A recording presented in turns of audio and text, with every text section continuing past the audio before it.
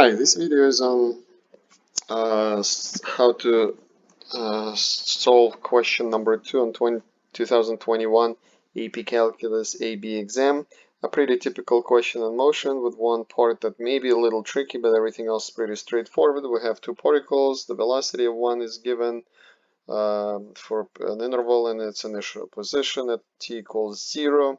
Velocity of another particle is given, and it's also defined on an interval from 0 to pi, and its position at t equals 0 is also given. So the first question is to find the position of each particle at t equals 1. So that's a very basic question. So what we're going to do here is we're going to do part A, and in part A we're going to do the following. So to find the position of particle P at 1, we're going to take its position at 0, and then we're going to add the displacement, which is the integral from 0 to 1 of its velocity. And this goes in the calculator. We have the value for xp of 0, which is 10. I'm so sorry, that's 5. And the whole thing is going to turn out to be 5.371. This here is 5. To do the same thing for particle Q, so x of q of 1 is going to be x of q of 0 plus the integral from 0 to 1 of v q of t dt, and this value here is 10, and we substitute all that. This calculator can handle it, 8.564, and that takes care of part A. In part B, the particles moving towards each other, away from each other at t equals 1. We know their positions, so we need to take a look at the velocities and see what's going on there. So let's go ahead and take a look at this. So with the calculator help, we'll be able to figure out, so for part B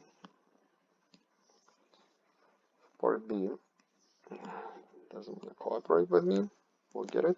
Okay, part B. So we don't actually need to know what the velocity is, but we need to know the sign. So the velocity of particle P at 1 is going to be positive, which means it's moving to the right.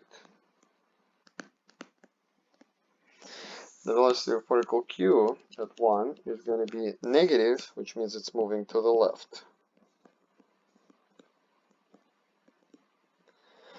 So what do we have?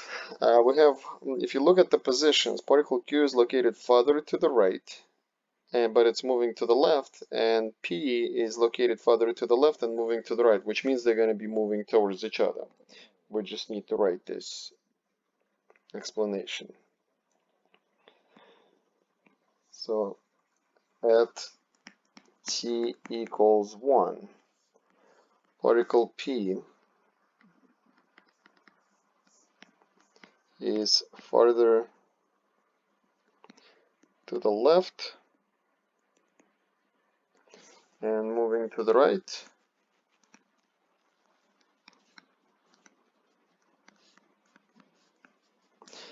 And particle Q is further to the right and moving to the left. Further to the right and moving to the left.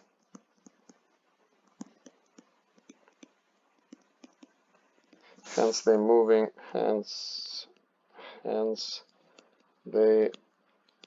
are moving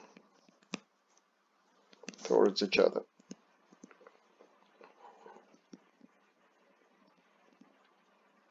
Okay, that's it for that one. Let's go ahead and take a look at part C. Find the acceleration of particle Q at t equals 1, and then determine if the speed is increasing or decreasing. That's a very common question. So first thing we need to do, of course, is to find the acceleration. So this is part C. So to find the acceleration a of q of 1, we need to connect this to the derivative of velocity. which is going to be positive. And the velocity, as we already know, of particle q at 1 is negative. Since they have different signs, the particle is slowing down because A of q of 1 is positive and V of q of 1 is negative. Okay. Alright, and finally we have our last question here.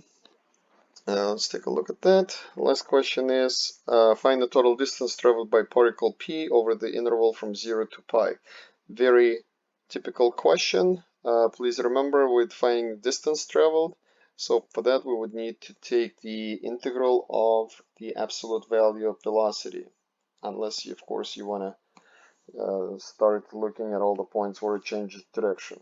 So distance is going to be the integral from 0 to pi of the absolute value v of p of t dt, and this is a calculator problem, so we just substitute that, we get 1.931, and that's it.